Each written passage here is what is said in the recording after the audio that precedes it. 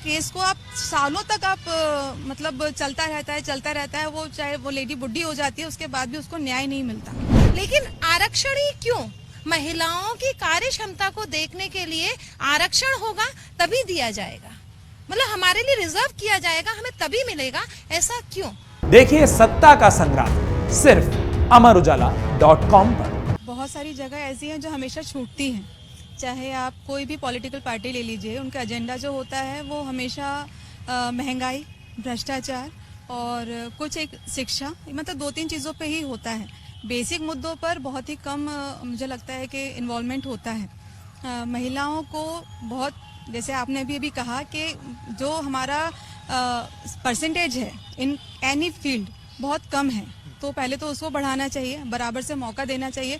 आप उम्मीदवार भी देखिए ना, अगर 10 उम्मीदवार हैं तो उसमें से 8 मेल होंगे और 2 महिलाएं होंगी, तो ऐसा क्यों? पहले तो यही डिस्कशन का टॉपिक है। तो यहाँ पर क्योंकि जो महिलाएं होती हैं वो बहुत अच्छी मैनेजर होती हैं, क्योंकि वो अपना घर संभालती हैं, अपने बच्चों को संभालती हैं, अपना ऑफिस संभालती हैं, मतलब तीनों चीज़ों को वो बहुत अच्छे तरीके से मैनेज करती हैं। तो यहाँ पर मुझे लगता है ये उम्मीदवारी थोड़ी सी बढ़ानी चाहिए, सरकार को मौका देना चाहिए महिलाओं को, जिससे वो अपनी सक्षमता साबित कर पाएँ।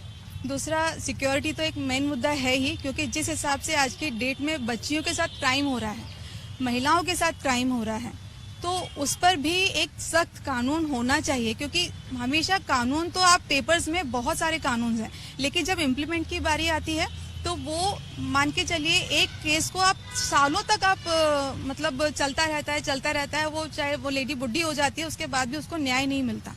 तो ये वाले जो कानून हैं कि आपको इमीडिएट वहाँ पर न्याय मिले, ये बहुत ज़रूरी है आज के टाइम में, क्योंकि छोटी छोटी बच्चियों के साथ जो हो रहा है वो नहीं होना चाहिए। और उसके लिए मुझे लगता है सरकार बहुत बड़ी जिम्मेदार है। मैं यहाँ पे खुले शब्दों में बोलूँगी, सरकार जिम्मेदार है, क्योंकि सरकार कुछ भी नहीं कर रही है।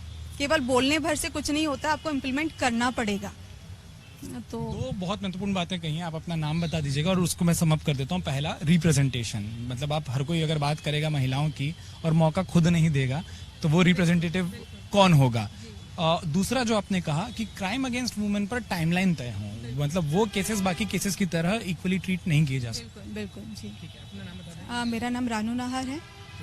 और मतलब मुझे लगता है कि आपसे मेरे पास 1-2 सवाल और हो सकते हैं, क्योंकि ये जो आपने क्राइम अगेंस्ट वुमेन वाली बात कही ना, कई लोगों से हमने बात की, खासतौर पर कॉलेज की लड़कियों से, उन्होंने कई दिक्कतें बताई हैं। तो जब हम एक बार सबकी राय रखेंगे फिर उस पर बात करेंगे। मैम, अपना नाम और कोई ऐसी चीज जो आपको लग रहा है कि अभी तक छूटी हुई है चर्चा में, या सेम सवाल कि आपके लिए क्या मुद्दे हैं चुनावों के दौरान? जैसा कि अभी सभी मेरी बहनों ने कहा है कि महिलाओं के लिए कहा जाता है, उनमें सहन शक्ति बहुत है, उनमें नेतृत्व क्षमता बहुत अच्छी है, उनमें टाइम मैनेजमेंट बहुत बेहतर है, लेकिन ये सिर्फ बातें कहने की हैं।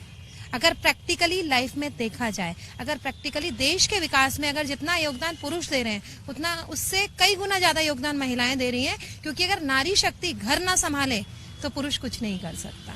तो नारी शक्ति घर भी संभाल रही है, नारी शक्ति व्यापार भी संभाल रही है, नारी शक्ति अपना बिजनेस भी नौकरी भी संभाल रही है, लेकिन कहीं ना कहीं उन्हें बहुत हद तक छोड़ दिया जा रहा है। मैं बहुत बहुत धन्यवाद देना चाहूंगी कि महिलाओं को 33% आरक्षण दिया गया पार्टी में, मतलब राजनीति में। लेकिन अगर हम बात की जाए कि इस बार आप उठा के देख लीजिए कि कितनी महिलाएं हैं जिनको टिकट दिया गया। वो जो 33% आरक्षण है वो तो जब जमीन पर आएगा, हाँ, वो जमीन पर नहीं आया, लेकिन आरक्षण ही क्यों? महिलाओं की कार्य क्षमता को देखने के लिए आरक्षण होगा तभी दिया जाएगा, मतलब हमारे लिए रिजर्व किया जाएगा, हमें तभी मिलेगा, ऐसा क्यों?